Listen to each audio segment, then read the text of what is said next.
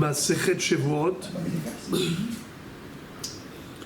Daf Tetzain Amud Bet. On va commencer par le troisième tiers de Tetzain Amud Aleph. Ela Hane Tanae. Donc ce sont ces Tanae. Des Tanya. Comme il est écrit. Amar Rabbi Ishmael Bar Yossi. Rabbi Ishmael Bar Yossi nous enseigne dans cette braïta. Lama manu hachamim et elu. Pourquoi les hachamim ont énuméré ces villes-là?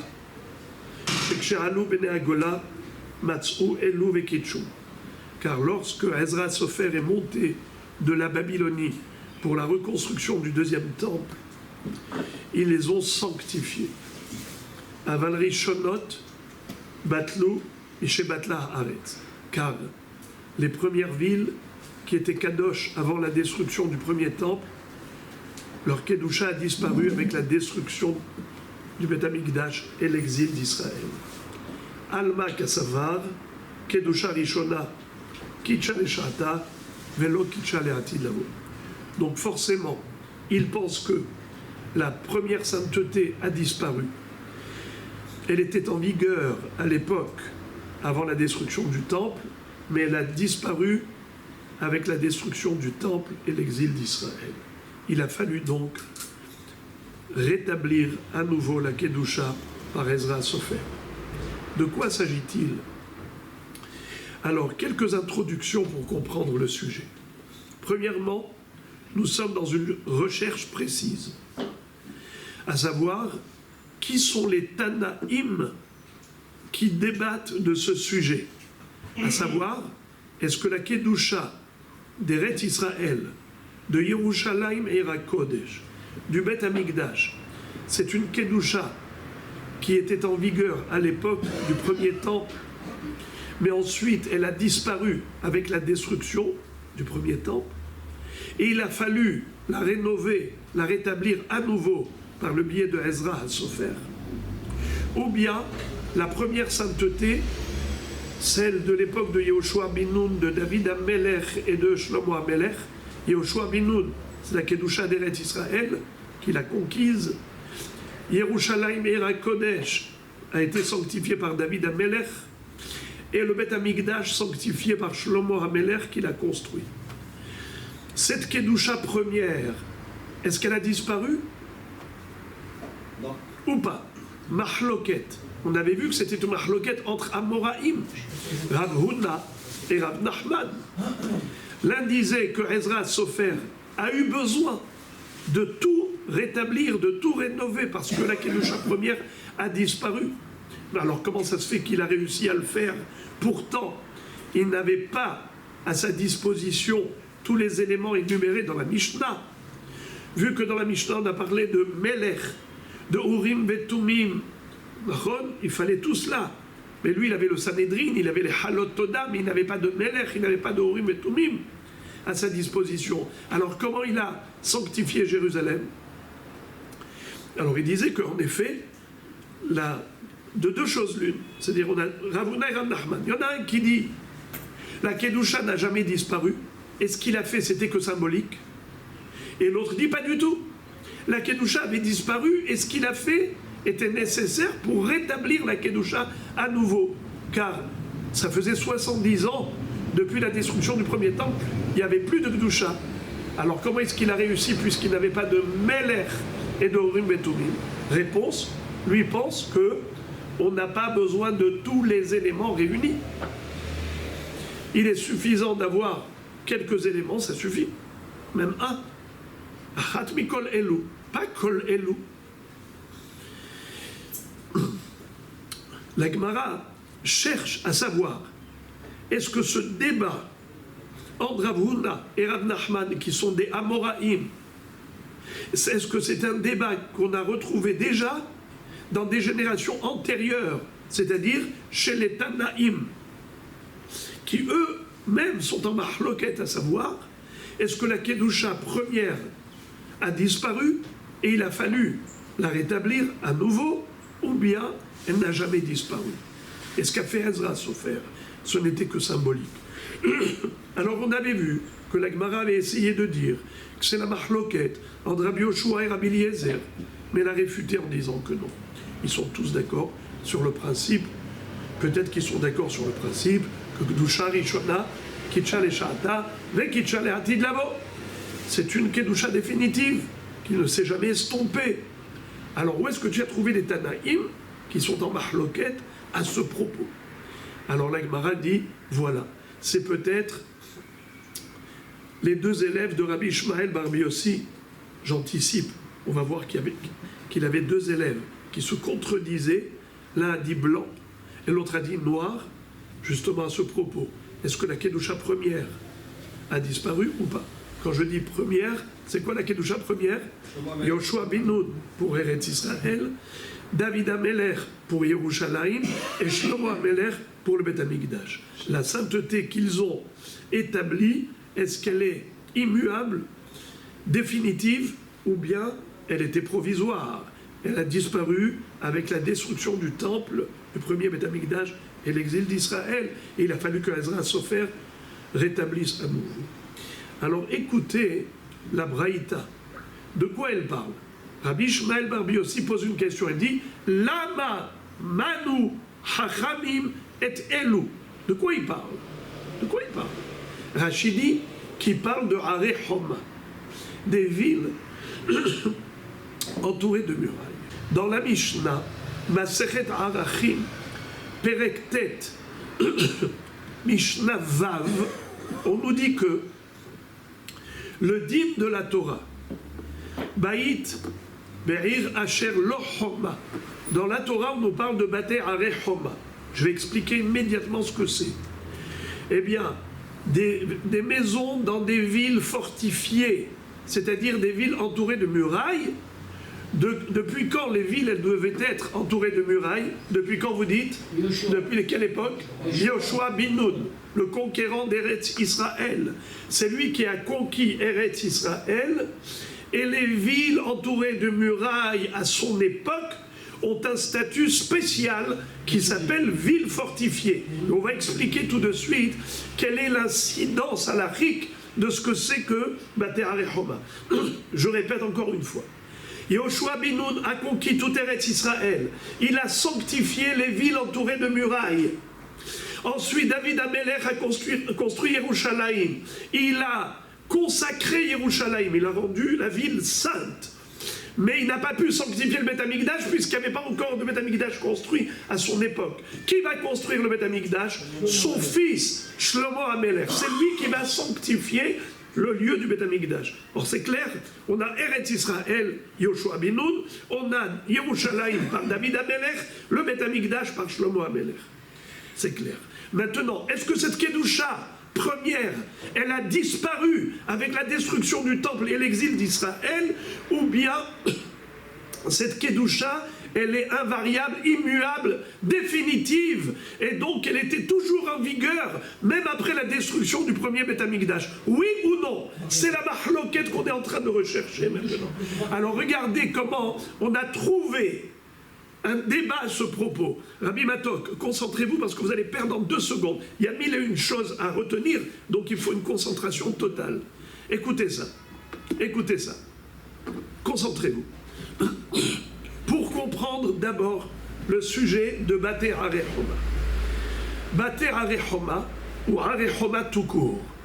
Les villes entourées de murailles, elles ont une sainteté. Rachid dit que par exemple, il y a une halacha de Shiloh HaMetzoraim. Vous savez qu'un homme lépreux n'a pas le droit de se retrouver ni dans le Mahane Shechina, Rabbi Shimon, ni dans le Mahane Lévia, ni dans le Mahane Israël. On a 3 niveaux de Tmeim. Tmemet, Meshulach mi Mahane Shechina. Mais il peut résider dans Mahane Lévia et Mahane Israël.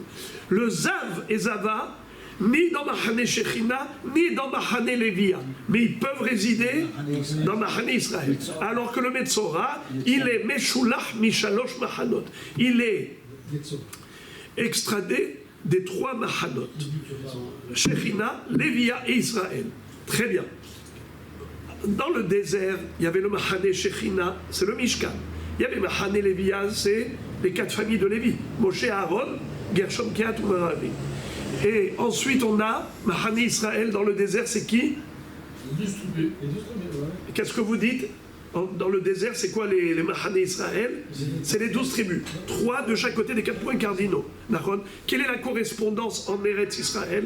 Comme on a en Eretz Israël ces 3 niveaux de Kedusha, c'est-à-dire Shechina, Lévi à Israël, rappelez-moi. Bet Amikdash, c'est quoi? Mahane Shechina. Ensuite, Lévia, c'est quoi? C'est le Har Moria, le mont Moria. Ça, quel statut? Mahane Lévia. D'accord? Et ensuite, on a quoi? Yerushalayim. C'est quel Mahane? Mahane Israël. Alors, le Tmémet, on le renvoie d'où? On a dit de Mahane Shechina seulement. Donc, on le renvoie d'où? Quelqu'un qui a touché un mort, par exemple. On le renvoie d'où? Que du Bet Amikdash. Mais il a le droit de résider où? Dans le mont Moria, qui a un statut de Mahane Lévia. À plus forte raison qu'il peut résider dans la ville de Yerushalayim, parce que c'est un niveau inférieur de Kedusha. Très bien. Maintenant, le Zav et Zava, d'où je les renvoie? Du Bet Amikdash, et aussi du mont Moria. Mais ils peuvent résider où? Dans Yerushalayim, qui s'appelle Mahane Israël. Mais à Metzora, un lépreux, d'où je le renvoie? 1, 2, 3, des 3. D'accord? Il doit sortir des murailles de Jérusalem. D'accord? Où il va résider? En dehors des murailles. Quand on dit des villes entourées de murailles, c'est uniquement si elles sont entourées de murailles depuis l'époque de Yoshua ben Nun. Si à l'époque de Yoshua ben Nun, elles n'étaient pas entourées de murailles, elles n'ont pas le statut de Harei Homa, de villes entourées de murailles, des villes fortifiées. D'accord? Donc le Metzora peut habiter là-bas sans aucun problème. Même si on a construit après les murailles. Exactement. Même si aujourd'hui tu as construit une muraille, ça ne change pas le statut. Il faut que la Homa, elle soit à l'époque de Yoshua. Très bien. Ça, c'est une incidence halachique. Deuxième incidence de Rachidi, c'est le dernier Rachid à page d'ailleurs. Chez En Rosim Migreshehem Sadeh. C'est-à-dire qu'une ville entourée de murailles, si autour d'elle, elle a un migrash, tu n'as pas le droit d'en faire un sadé. Qu'est-ce que c'est que migrash? Migrash, c'est un terrain vague. C'est un terrain vague. Il n'y a pas d'agriculture là-bas. Il faut laisser la ville aérée. Autour de la ville, il faut que ça reste aéré. On n'a pas le droit de cultiver cet endroit. Il faut que ça reste comme migrash. En osim migrash sadé. Tu n'as pas le droit de le transformer en sadé à ce migrash. D'accord? Alors, c'est seulement si la ville elle était entourée de murailles depuis quand? Yoshua ben Nun. Excellent. Encore une autre halakha. Celle-là, certainement vous la connaissez. C'est écrit clairement dans la Torah. C'est le dîme de Yovel.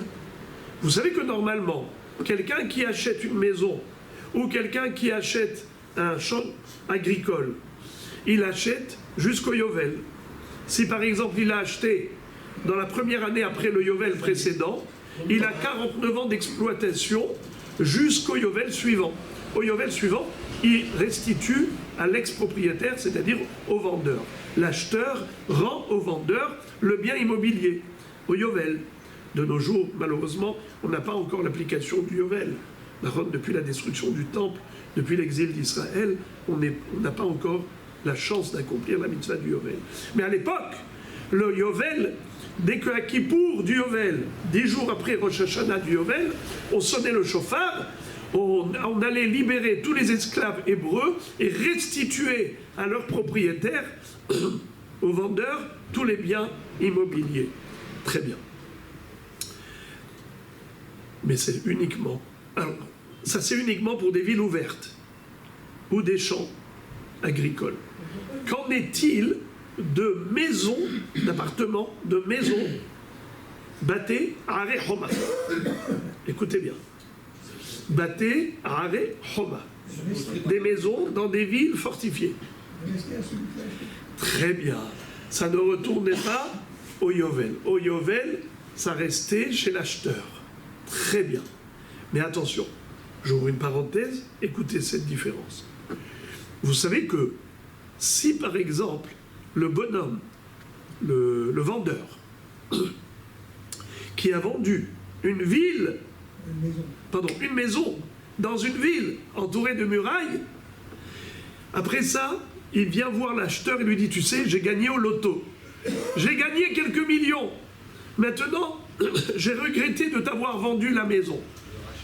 Je veux racheter la maison que je t'ai vendue. Il peut l'obliger à lui revendre. Il faut attendre 2 ans, c'est ça? La halakha, elle est que oui, il a 1 an de rétractation possible. Yamim tihye geulato. Yamim, ici, ça veut dire shana. Shana shlema.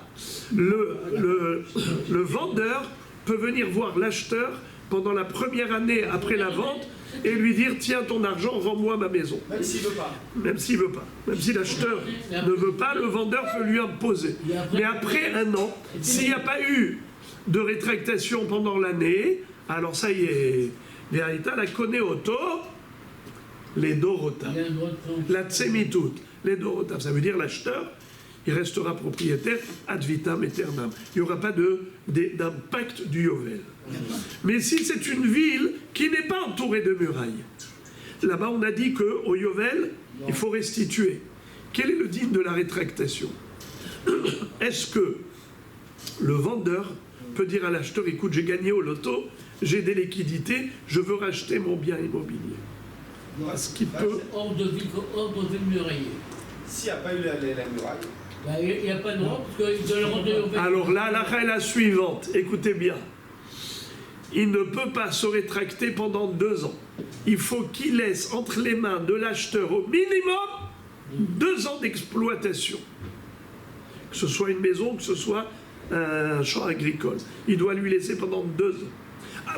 Après 2 ans, il peut venir lui dire, écoute, j'ai gagné au loto, je veux délivrer mon bien immobilier.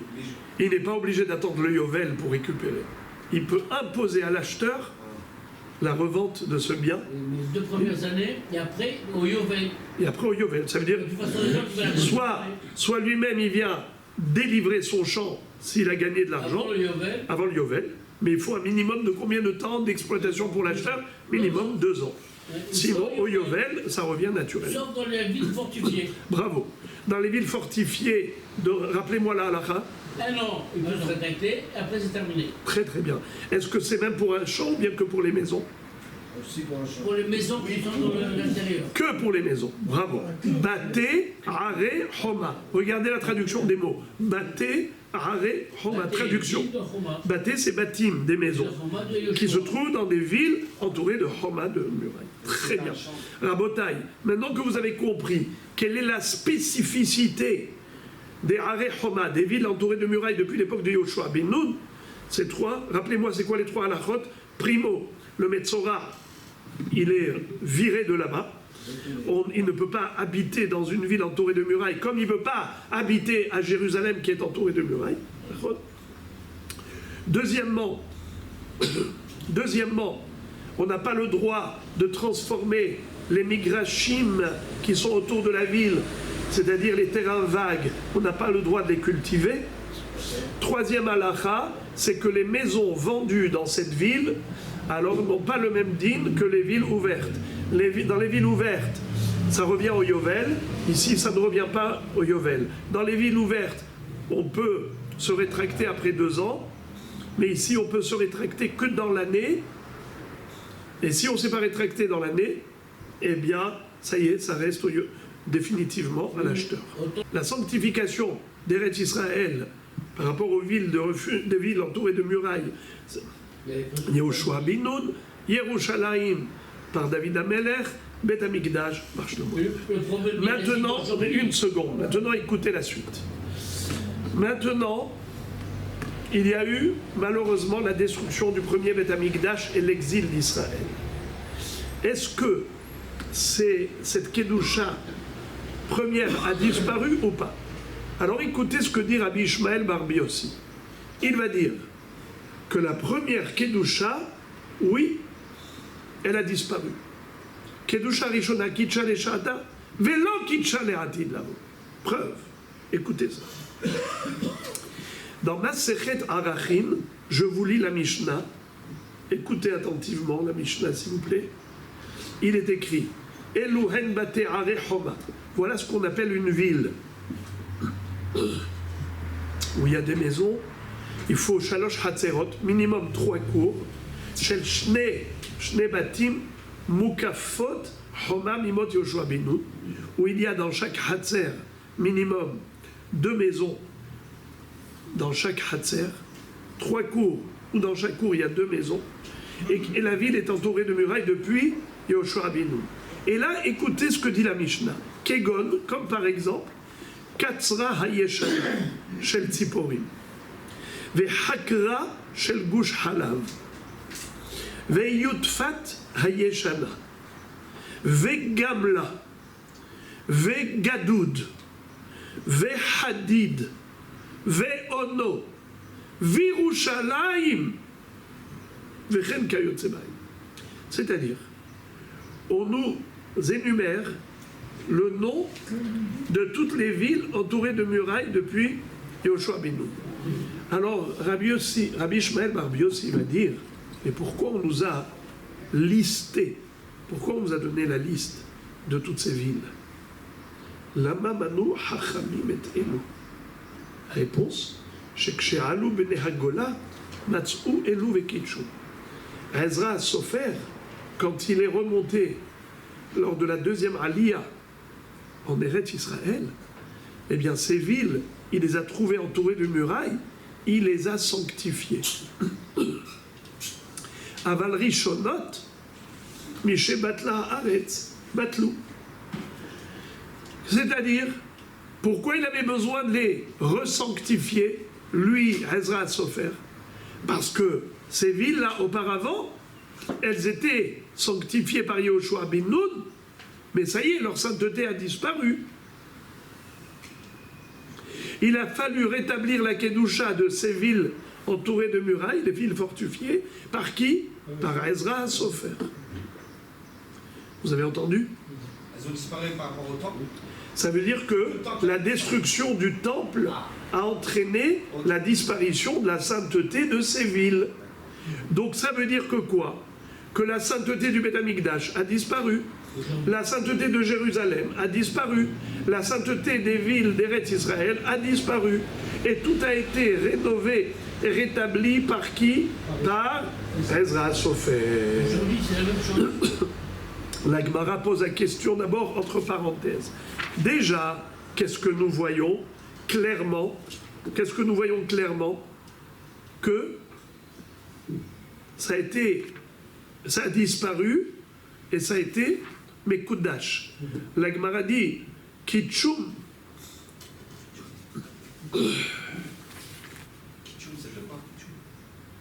Excusez-moi.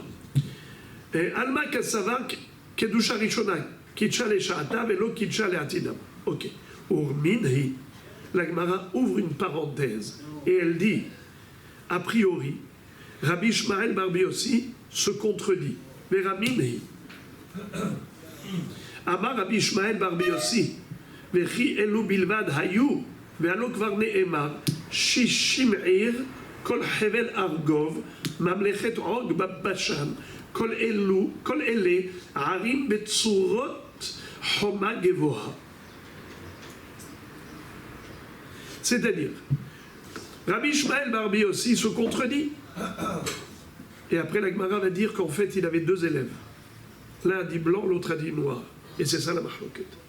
Est-ce que la première Kedusha a disparu ou pas? Là, il y a 2 secondes, qu'est-ce qu'on a dit? En son nom, qu'est-ce qu'on a dit, les amis? Que oui, la Kedusha avait disparu. Elle a été rétablie par Ezra Sofer. C'est ce qu'il disait Rabbi Ishmael Bar Yossi. Et c'est pour cela d'ailleurs que les Hachamim ont énuméré dans ma Masechet Arachim le nom des villes qui étaient entourées de murailles à l'époque de Yoshua ben Nun, mais qui ont été sanctifiées par Ezra Sofer. Ça veut dire que la Kedusha de Yoshua ben Nun a disparu. Mais pourtant, lui-même il dit le contraire. Il dit, tu veux savoir quelles sont les villes entourées de murailles depuis Yoshua ben Nun et qui ont de la sainteté? Eh bien, c'est même les 60 villes qui faisaient partie du royaume de Bashan, Og Melech Bashan, le grand géant, qui a été abattu par Moshe Rabbeinu, n'est-ce pas? Moshe Rabbeinu a tué le grand géant Og Melech HaBashan. Et ils ont conquis tout ce secteur qu'on appelle Hevel Argov, la bretelle de Argov. Il y avait combien de villes entourées de murailles à cette époque? 60 villes. Shishim Ir, Kol Hevel Argov, Mamlechet Og Babashan, Kol Ele Arim Betsurot Homa Gevoa. Toutes ces villes, elles étaient fortifiées par des grandes murailles. Alors, donc tu vois clairement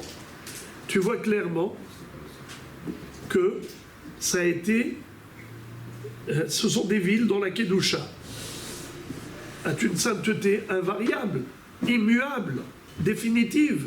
Pourquoi tu dis le contraire, qu'avec la destruction du temple ça a disparu? Et là, la mamanu chachamim et elou, shekshe'alu bnei agola, matz'u elou vekitchum. Qu'est-ce que ça veut dire? En fait, il n'y avait pas du tout besoin de sanctifier à nouveau, c'était déjà sanctifié depuis Yoshua ben Nun, une Kedusha qui est restée en vigueur définitivement. Alors, mais qu'est-ce que tu me dis? Que quand ils ont retrouvé ces villes à l'époque de Rolégola, c'est quoi? Alou Bene Agola, c'est à l'époque de Ezra Sofer. Tu me dis Matzou, Elou et Kitchou. Ils ont trouvé ces villes et les ont sanctifiées. Kitchou, Hashta Amrinan Lekaman Delotzricha Lekadouché. J'ai pas compris. Tu me dis que non, on n'a pas besoin de les sanctifier puisque la sainteté n'a jamais disparu.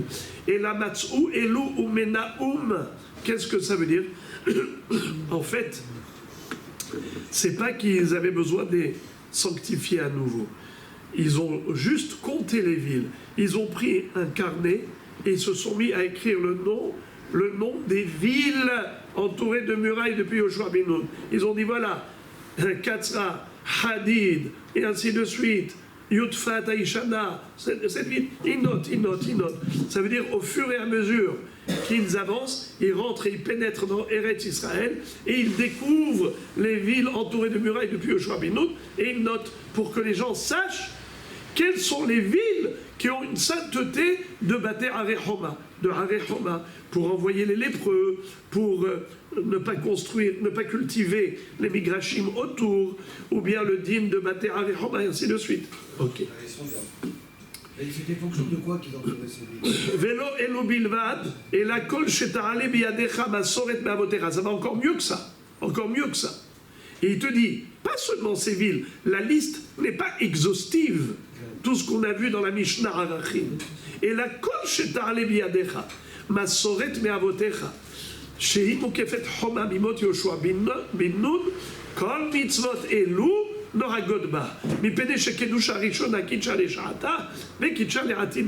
c'est-à-dire que toutes les villes dont tu as une tradition ancestrale, comme quoi ces villes étaient entourées de murailles depuis l'époque d'Yoshua ben Nun, eh bien, elles incarnent la même sainteté qu'à l'époque, puisque la destruction du temple n'a pas dissipé cette Kedusha. Elle n'a pas disparu pour autant. Alors, tu vois ici, Kashia de Rabbi Ishmael, Barbi aussi, à de Rabbi Ishmael, Barbi aussi, il y a ici une autocontradiction de Rabbi Ishmael, Barbi aussi. Une fois, il dit blanc, une fois, il dit noir. La Gemara donne deux réponses. Iba etema tretana et aliba de Rabbi Ishmael, Barbi aussi. Je peux très bien te dire qu'il y a deux Tanaïm qui discutent au nom de Rabbi aussi. Il y a un Tana qui dit blanc, il y a un Tana qui dit noir. Deux élèves, comment ça se fait que deux élèves disent une chose et son contraire du même rave? La réponse, soit le rave s'est ravisé, ce qui est plus probable, soit le rave, il y a deux élèves qui ont compris autrement du rave. En tout cas, on a ici deux chitotes. Un dit que la première Kedusha n'a jamais disparu, et l'autre dit, oui, elle a disparu. Qu'est-ce que nous recherchions? Ça. Comme quoi des Tanaïm qui ont débattu de cette question. À savoir, est-ce que la première Kedusha a disparu ou pas? Réponse, Mahloket. Iba etema.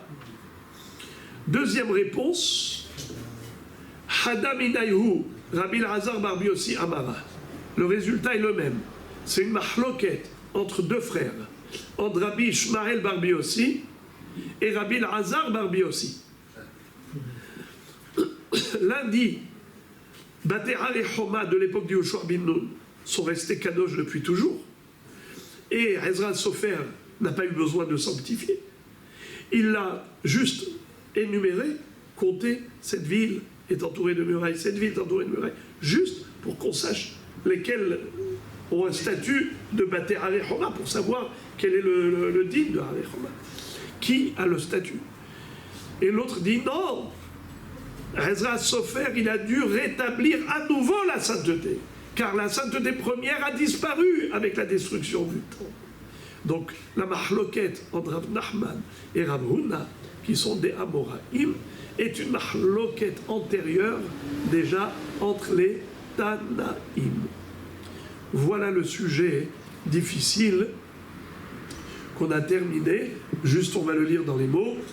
Rabbi Elazar bar Biossi Amara Detania, Rabbi Elazar bar Biossi Omer, Asher Lo Choma. Dans le passouk, il est écrit une ville qui a une muraille. C'est bizarre. Il est écrit Lo, Lamed, Vav, Aleph. Ouais. Alors, Lo avec Aleph, c'est la négation. Lamed, Aleph. Lo. Quand on écrit Lamed, Vav, c'est la troisième personne du singulier. Chez Lo. Lo. Tagid Lo. Lo. Lo, c'est à lui. Alors, Lo avec Vav et Lo avec Aleph, ça n'a rien à voir. Et ici, il y a les deux. Il y a écrit Lo avec Vav et avec Aleph. À propos de Baté Haré Choma, on ne comprend rien. Rabbi Elazar bar Biossi dit Asher Lo Choma lelamdenu afal pi she'en lo harsha ve'ayalo kodem lachem. Même si aujourd'hui cette ville n'a pas de muraille, mais elle avait une muraille à l'époque de Yoshua bin Nun, elle a le statut de Haré Choma. Donc voilà, on a trouvé une mahloket claire entre les Tanaïm. La Gemara maintenant continue de développer la Mishnah. On a appris dans la Mishnah que si quelqu'un est devenu tamé dans le Beth Amikdash même, il a l'obligation de sortir rapidement. Et s'il est resté là-bas le temps de prosternation, eh bien, ce qu'on appelle Zman Ishtahavaya, Shaha Kede Ishtahavaa, alors il est Hayav Karet si c'est Bémézid, et il est Hayav Korban Enlevé Yored si c'est Béshogeg. La Gemara dit Tum'a Ba'azara Minalan, d'où sait-on que la Tum'a, elle a la même halacha quand la personne elle est devenue tamée dans la Hazara, comme lorsqu'elle était tahor en rentrant, pardon, comme quelqu'un qui était tamé à l'extérieur et qui est rentré tamé dans la Hazara. Jusqu'à présent, on a toujours appris qu'un homme tamé n'a pas le droit d'entrer dans le Beth Amikdash. Et s'il est rentré Bémézid, il est Hayav Karet. S'il est rentré Béshogeg, il est Hayav Korban Enlev et Yored. Mais maintenant, on a appris, dans l'autre Mishnah, on a appris que, idem, si quelqu'un est rentré dans le Beth Amikdash alors qu'il était tahor, et il est devenu tamé dans le Beth Amikdash, alors on a dit qu'il a l'obligation de sortir. Et s'il n'est pas sorti, alors on a dit, s'il est resté le temps de Ishtahava'at, Bémézid, Hayav Karet, Béshogeg, Korban Enlev Yored. La Gemara pose la question, Minalan. D'où sait-on que la halakha elle est la même? Quelqu'un qui est rentré tahor et qui est devenu tamé ensuite, c'est la même halakha que quelqu'un qui était tamé à l'extérieur et qui est rentré Betouma. D'où tu sais que ça a les mêmes halakhot? Amar Rabbi Elazar, כתוב אחד אומר את משכן השם טימא, וכתוב אחד אומר כי את מקדש השם טימא, אם אינו עניין לטומאה שבחוץ, תנאו עניין לטומאה שבפנים. C'est-à-dire, il y a deux psukim qui se répètent a priori inutilement. On parle de quelqu'un qui est rentré dans le Beth Amikdash alors qu'il était tamé. Ça s'appelle qu'il a profané le sacré. Il était impur, il est rentré. Tu me dis Et Mikdash Hashem Timé. Et il y a une fois un autre passage qui dit Et Mishkan Hashem Timé. Il a rendu impur le Mishkan. Il a rendu impur le Mikdash. Pourquoi deux psukim qui disent exactement pareil? La réponse la réponse, deux psukim qui disent pareil, pourquoi? C'est pour te dire, pas seulement quand il est rentré Betum'a, mais même s'il est rentré Betahara et qu'il est devenu tamé par la suite. Car nous avons une règle, un code de la Torah. Quand la Torah se répète, ce n'est pas inutile. Pas inutilement. C'est pour faire allusion à un niveau au-dessus. Pas seulement quand tu es rentré alors que tu étais tamé, mais même si tu es rentré tahor, mais que tu es devenu tamé dedans, c'est exactement le même dit. La Gemara dit, pourquoi tu dis que ce sont deux psukim qui se répètent inutilement a priori? Et tu en as déduit ce chidush. Ma pitom, ukrae miatre, hamitzrach tzriche. Comment tu peux dire que les psukim, ils sont de trop haut, mais pourtant on en avait besoin? Détania Rabbi Elazar Omer, im neemar mishkan, lama neemar mikdash, vim neemar mikdash, lama neemar mishkan. Pourquoi la Torah a changé de terme? Pourquoi elle a dit une fois mikdash, une fois mishkan? C'est quoi mikdash? Le sanctuaire. C'est quoi mishkan? Le lieu de résidence divine. Mais c'est blanc bonnet, bonnet blanc. Alors pourquoi la Torah a changé de terme? Réponse, Inu neemar mishkan velo neemar mikdash, haïti omer, al mishkan ye hayav, share mashuach beshemen amishcha, mais al mikdash lo ye hayav. Si la Torah avait parlé de l'interdiction de rentrer tamé dans le mikdash, elle avait dit ça que pour le mishkan, j'aurais pu penser que c'est seulement par rapport au mishkan de Moshe Rabbeinu, qui, lui, en effet, a été oint avec l'huile d'onction sacrée, puisque le Mishkan, il a été oint. Alors, la Torah nous interdit de rentrer quand on est tamé. Parce que le Mishkan, tous les ustensiles du Mishkan, c'était quelque chose d'extraordinaire, puisqu'ils ont été oints par l'huile d'onction de Moshe Rabbeinu. Mais le Beth Amikdash, qui n'a pas été oint, on aurait pu penser qu'il n'y a pas d'interdiction de rentrer là-bas quand on est tamé.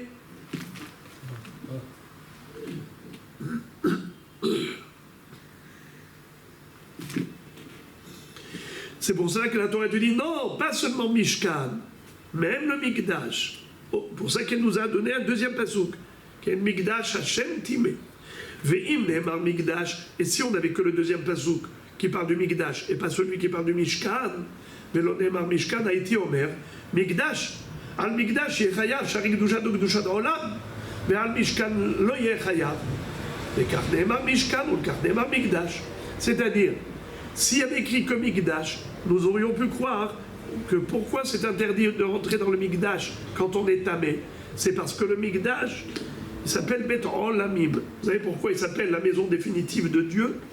Parce que vous savez que le Mishkan, il a été exilé depuis le désert. Après, on l'a mis dans le Mishkan Shiloh. Après ça, après la destruction de Mishkan Shiloh, il était à Nov, à Givron, la ville de Nov, la ville de Givron. Mais entre chaque destruction de ville et déplacement du Mishkan, entre les deux, à chaque fois qu'on a installé le Mishkan dans un nouvel endroit, pendant ces années-là, on avait le droit de sacrifier à l'extérieur du Mishkan. Partout, on pouvait construire une bama, une stèle, un autel, et on sacrifiait. Ça s'appelle Heter Abamot. Entre Mishkan et Mishkan, on avait Heter Abamot. Le Mishkan dans le désert, on n'avait pas le droit de sacrifier dans les Bamot depuis que le Mishkan a été construit. Mais après, quand on est rentré en Eretz Israël, 14 ans, on avait le droit. Parce que c'était 14 ans de conquête et de partage d'Eretz Israël. Après, on l'a installé où? Mishkan Shiloh pendant 369 ans. Et bien, pendant toute cette période, on n'avait pas le droit de sacrifier sur les mamottes. Mais après ça, il y a eu la destruction du Mishkan Shiloh. Jusqu'à ce que le Mishkan a été installé dans la ville de Nov. Et après, Nov a été détruite. Et après, il a été installé à Givron. Et après ça, il y a eu la construction du Beth Amikdash. Il n'y avait plus de Mishkan, on est passé au Mikdash. Le Mikdash, regardez ça, comment c'est beau. C'est que par rapport au Mishkan, à chaque fois qu'il n'allait pas être installé, quand il était installé, il y avait Issur Abamot. Mais dès qu'il n'était plus installé dans un lieu fixe, on avait le droit de sacrifier sur les bamotes. N'importe où, en Eretz Israël, sur une bama. Mais depuis qu'on a construit le Beth Amikdash, ça y est, Beth Olamim, c'est la maison définitive de Dieu. Même si le Beth Amikdash est détruit, c'est pas pour autant que tu as le droit d'aller sacrifier n'importe où. Les bamotes n'ont pas été autorisées après le Mikdash. Alors c'est ça, le Hidouche, qu'on n'a pas le droit de rentrer quand on est tamé au Mikdash, ou de rentrer quand on est tamé au Mishkan. C'est quoi le Hidouche? Mishkan et Mikdash. Le Mishkan, il a une Ma'ala, et le Mikdash, il a une Ma'ala. Quelle est la Ma'ala du Mishkan? Il a été oint avec l'huile d'onction de Moshe Rabbeinu. Quelle est la Ma'ala du Mikdash? Il n'a pas été oint, mais après lui, ça y est, c'est la maison définitive, on ne permet plus de sacrifier ailleurs que dans le Mikdash. Il n'y a pas le droit de sacrifier sur des bamotes. Il s'appelle Bet Olamim.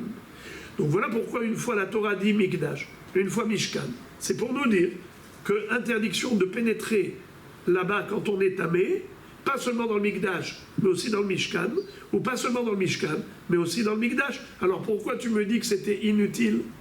Et de là, tu as déduit, de la répétition, tu as déduit quoi? Tu as déduit que, pas seulement quand on était tamé à l'extérieur, qu'on n'a pas le droit de rentrer dans le Beth Amikdash, Betouma, mais même si on est rentré quand on était tahor et on est devenu tamé, on a l'obligation de sortir immédiatement. C'est pas vrai?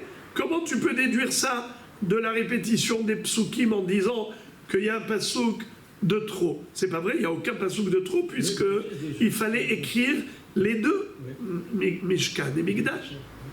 La Gemara dit, Rabbi Elazar achi kakashiane, Mirde Mishkan ikre Mikdash, ou Mikdash ikre Mishkan, Nichtov oidi veidi Mikdash, oidi veidi Mishkan, Mishkan ou Mikdash lamali, Shma minatarte. En fait, Rabbi Elazar, tu veux savoir d'où il a déduit que même si on est rentré tahor dans le Mikdash et après on est devenu tamé, on a l'obligation de sortir immédiatement. Sinon, Hayav Karet Bemezid, Hayav Korban Ole Beyored Beshogeg, je vais t'expliquer d'où il a déduit. Parce que la Torah, elle aurait pu se suffire du même mot. Deux fois écrire Mikdash Hashem Timé et écrire encore ailleurs Mikdash Hashem Timé. Ou bien le même mot, Mishkan Hashem Timé, et ailleurs Mishkan Hashem Timé. Et on aurait pu avoir le même enseignement par rapport au Mishkan de Moshe Rabbeinu et le Mikdash Bet Olamim, que le din de Toum'a, il est en vigueur aussi bien vis-à-vis du Mishkan comme vis-à-vis du Mishkan, et comme du Mikdash, et Mikdash comme du Mishkan. Je vais te dire pourquoi. Parce que même si on avait employé le même lachon, Mikdash deux fois, ou Mishkan deux fois, c'est sûr qu'il y en a un qui correspond au Mishkan et un qui correspond au Mikdash. Car même dans la Torah, on retrouve que le Mishkan s'appelle Mikdash et on retrouve que le Mikdash s'appelle Mishkan. Où est-ce qu'on retrouve ça? La Gemara dit Bishlama Mikdash ikre Mishkan dirti venatati Mishkani betorechem. Que le Beth Amikdash s'appelle Mishkan, ça je le comprends. Je le déduis du pasouk dans Parashat Bechukotai, dans les Brachot, où il est écrit que là où Dieu réside, ça s'appelle Mishkan. Venatati Mishkani betochechem. Je vais mettre ma présence, ma résidence parmi vous. Donc on voit que le Beth Amikdash s'appelle Mishkan. Et la Mishkan décrit Mikdash Minalan. Mais où est-ce qu'on retrouve que le Mishkan s'appelle Mikdash? Et l'ima dirtiv. Si c'est parce qu'il est écrit le passouk que les Kehatim, les Bnei Kehat ont voyagé, eux qui portaient le Mikdash, c'est de ce passouk-là que tu déduis, Haou Be'aron Ktiv, Ba'pitom. Eux, ils ont transporté non pas les poutres du Mishkan, ils ont porté l'arche sainte, ou les Kelim Akedoshim, comme la Menorah, comme le Mizbeach HaZahav, comme le Shulchan. Donc, Venasroa Keatim Nosea Mikdash. Allez, on parle bien du Mishkan, oui. Et tu l'appelles Mikdash. Non, c'est pas vrai. Tu parles de Mikdash, c'est Dvarim Amekudashim, c'est les ustensiles Kadosh. Et la Mehacha, Ve'asuli Mikdash ve'shachanti betocha. Quand Dieu a dit à Moshe Rabbeinu qu'ils construisent pour moi un sanctuaire, je résiderai parmi eux, de quoi il s'agissait? Du Mishkan. Et comment Dieu l'a appelé? Mikdash. Ve'asuli Mikdash ve'shachanti betocha. Ou encore, Urtiv kechol asher nimar eotra et tavnit amishkan. Tu vois aussi que le Mishkan s'appelle Mikdash. Une fois tu l'appelles Mishkan, Kechol Asher Nimar Eotra et Tavnit à Mishkan. Donc, excusez-moi, pardon. C'est pas un autre pasouk. C'est pas une autre preuve. C'est deux psukim complémentaires. Ve'asuli Mikdash ve'shachanti betocham uktiv Kechol Asher Nimar Eotra et Tavnit à Mishkan. Tu vois que Dieu l'a appelé Mishkan, et il a appelé aussi Mikdash. Donc tu vois que le Mishkan s'appelle Mikdash, et Mikdash s'appelle Mishkan. Très bien. Donc, on a compris que la Torah, elle aurait pu dire 2 fois Mikdash, ça aurait été pareil. Elle aurait pu dire 2 fois Mishkan, ça aurait été pareil. Pourquoi elle a dit 1 fois Mikdash et 1 fois Mishkan? C'est pour nous donner les 2 enseignements, qu'il n'y a pas de différence entre Mishkan et Mikdash au niveau de loi de Toum'a, mais aussi qu'il n'y a pas de différence. Que l'homme rentre tamé ou qu'il rentre tahor, il est devenu tamé par la suite, c'est la même halakha. Et on termine avec le temps. On a dit que s'il n'est pas sorti immédiatement, ou bien qu'il est resté le temps de prosternation, c'est là qu'il est chayav. C'est combien de temps? Alors, regardez ce qui est écrit.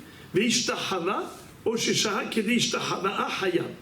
S'il s'est prosterné alors qu'il était impur, il est devenu impur dans le Mikdash. Et il s'est prosterné. Ou bien il est resté le temps de prosternation, il est chayav karet bemezid, il est chayav korban enlev et ored, shogeg. Amar Rava, lo shanu ela shishtahava klape pnim, aval ishtahava klape chutz, shaha in, lo shaha lo. Les paroles de Rava ici, elles sont énigmatiques, parce qu'il dit quelque chose de bizarre, a priori. Il dit, quand est-ce qu'on dit que quelqu'un qui s'est prosterné, il est hayav, karet, bemezid, ou korban, hatat, beshogeg, korban dans les viorettes? C'est seulement si il s'est prosterné vers l'intérieur, c'est-à-dire en direction du Kodesh HaKodashim, vers l'ouest. Mais s'il s'est prosterné vers l'est, le contraire du Kodesh HaKodashim, alors ça dépend du temps. Si il a pris tout le temps de la Ishtahava'a, alors là il est Chayav Karet. C'est comme quelqu'un qui est resté même inactif, mais il est resté le temps de prosternation, on a dit qu'il a les mêmes sanctions. Mais s'il s'est prosterné vers l'intérieur, même s'il n'a pas pris le temps de la prosternation, malgré tout, il est Hayam. Encore une fois. S'il s'est prosterné vers l'intérieur, alors même si la prosternation n'a pas duré le temps de prosternation, et c'est ça les mots énigmatiques qu'on va expliquer tout de suite, il est Hayam.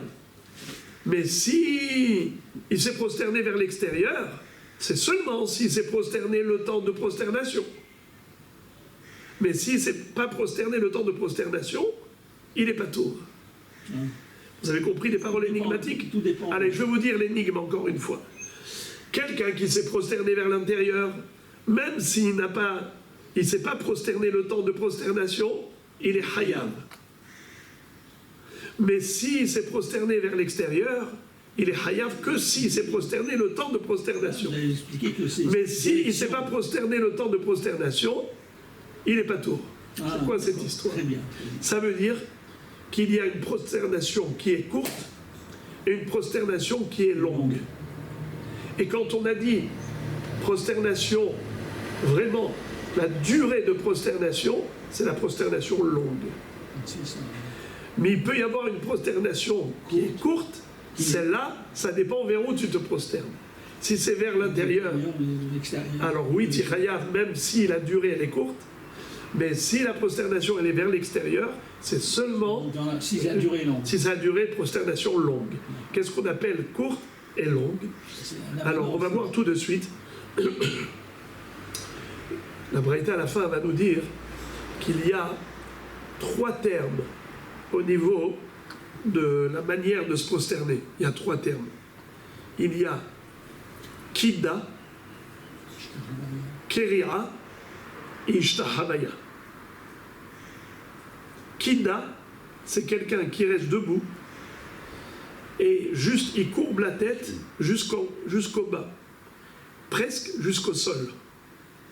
C'est-à-dire, les pieds restent droits, il se plie au niveau des hanches, il courbe donc sa silhouette, elle est pliée en 2, sa silhouette. Il a les pieds debout et il baisse la tête, il baisse la tête, il baisse la tête, il baisse la tête, presque jusqu'au sol. Et d'ailleurs, c'est tellement difficile à faire ça qu'une fois Lévi, l'élève de Rabbeinu Akadosh, il a voulu lui montrer comment on fait, et il est devenu boiteux toute sa vie. Ouais. Hitler, il a eu une luxation de la hanche. En tout cas, ça s'appelle Kida. Keria, Korea. Korea, c'est Al-Birkav, quelqu'un qui se met à genoux. Quelqu'un qui se met à genoux. Ça s'appelle Korea. Maintenant, c'est quoi Mishtahave? C'est Pishut Yadayim Veraglaim. Il s'allonge par terre, face à terre. Comme ils font les... Et il... Comme ils font... Pishut Yadayim Veraglaim, même les mains. Ishtahava'a, la longue Ishtahava'a, c'est comme le bonhomme. Il s'allonge face à terre et il étend les mains et les pieds. Pishut Yadayim Veraglaim. Ça, c'est la Ishtahava'a. Alors, c'est ça ce qu'il dit Rava. Si la personne s'est prosternée vers l'extérieur, mais il a fait la Ishtahama à court, par exemple, il s'est mis juste sur les genoux et il s'est relevé. Il n'a pas fait Pishut Yadayim Raglaim. Il n'est pas Hayav Karet. Il n'est pas Hayav Korban dans les Béorim. Il sera Hayav Korban dans les Béorim que si il s'est vraiment allongé complètement face à terre. Mais Pishut Yadayim Raglaim. Alors dans ce cas-là, même vers l'extérieur, il est Hayav. Mais s'il s'est prosterné vers l'intérieur, alors même une Ishtahama courte, telle que juste un genou, ça suffit.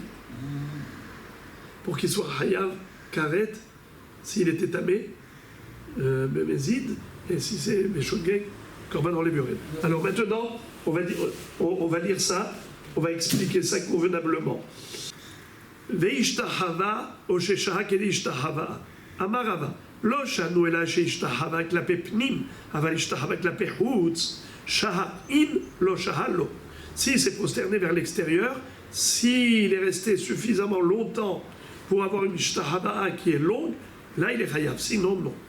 Mais vers l'intérieur, même une courte, il est chayav. Ika de matnela sefa. Et il y a ceux qui appliquent les paroles de Rava à la fin de la Mishnah. Qu'est-ce que dit la Mishnah? O sheshaha birdi ishtahava.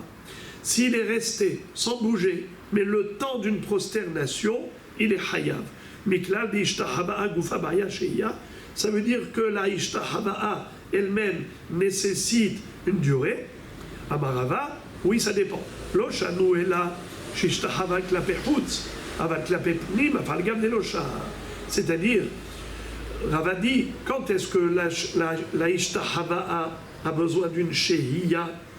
C'est uniquement si il s'est prosterné vers l'extérieur. Mais s'il s'est prosterné vers l'intérieur, même immédiatement, il est Hayar.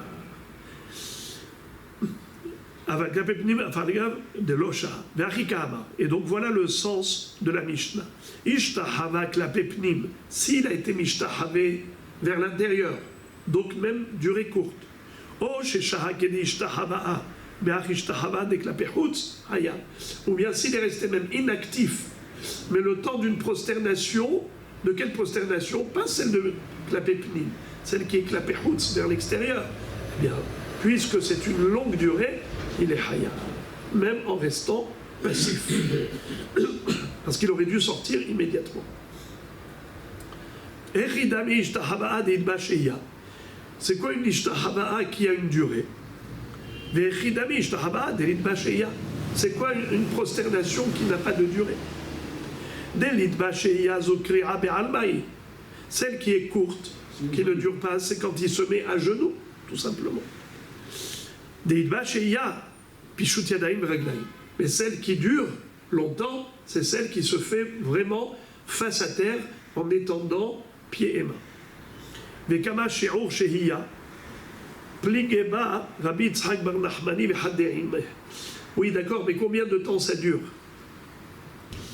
Le temps, quand tu dis qu'il se prosterne face à terre avec les mains et les pieds, mais combien de temps il reste? Même dans ça, il y a une mahloket.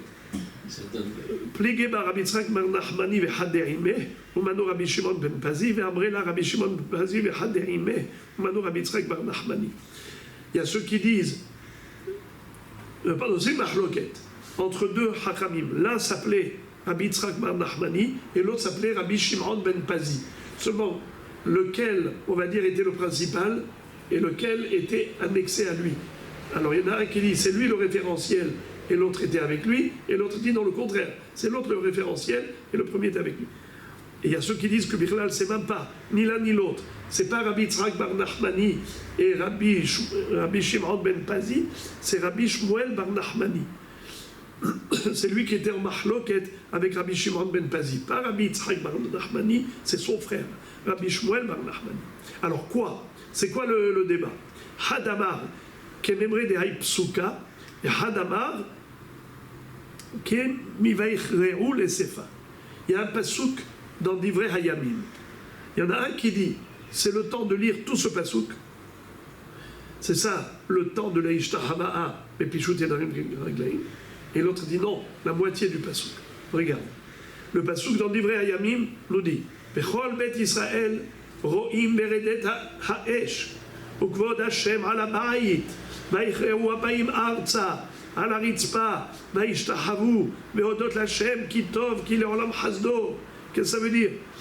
Tout Israël, voyez, quand le feu divin et la gloire d'Akadosh Baruch Hu descendaient sur le Beth Amikdash, ils se sont prosternés face à terre, sur le sol, ils se sont prosternés. Alors, Vaïchreu, ils se sont agenouillés, et ensuite, face à terre, ils se sont prosternés, et en glorifiant Dieu, qu'il est Olam Hasdo, dont la bonté est éternelle. Alors, qu'est-ce que nous voyons? Ici, il y a un pasouk qui commence par Vechol Beni Israël Ro'im Beredet Ha'esh Ukvod Hashem ala Ba'it Vaïchreu Apaim Arza ala Ritzpa Vaïshtahavu Vehodot Hashem Kitov Ki Leolam Hasdo. Alors, c'est quoi la durée de prosternation? C'est tout le verset, ou bien que Vaïchreu, depuis les mots, ils se sont mis à genoux. Alors, il y en a un qui dit depuis les mots, ils se sont mis à genoux, il y en a un qui dit tout ce verset. Et on termine le sujet. Tanu Rabanan, Kida ala Paim, Chenu Omer, Vatikot Batsheba Apaim Eretz. Kri'a ala Birkaim, Chenu Omer, Mikero al Birkav, Ishtahava Azo Pishut Yadayim Veraglaim, Chenu Omer, Havon Avo Ani Veimecha Ve'achecha, Ishtahavot Lecha Arza. Alors, quelle est la définition de Kida, de Keri'a et de Ishtahava? Kida, c'est comme on a dit, c'est rester les jambes et les pieds droits, c'est juste la tête qui penche jusqu'à terre, et d'où on l'apprend de Bathsheba, quand elle est venue sur les recommandations du prophète Nathan Hanavi qui lui a dit regarde, Adoniaou ben Haggit est en train de prendre la succession de David Améler, alors que David t'avait promis que c'est ton fils Shlomo. Va le voir, quand elle est rentrée, elle s'est penchée, c'est-à-dire elle a baissé la tête jusqu'au sol. Elle s'est pliée devant le roi. Vatikot Batsheva, Apaim Eretz. Apaim Eretz, le visage vers le sol.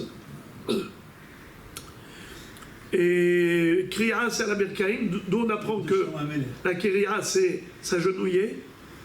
On l'apprend de Shlomo Amelech.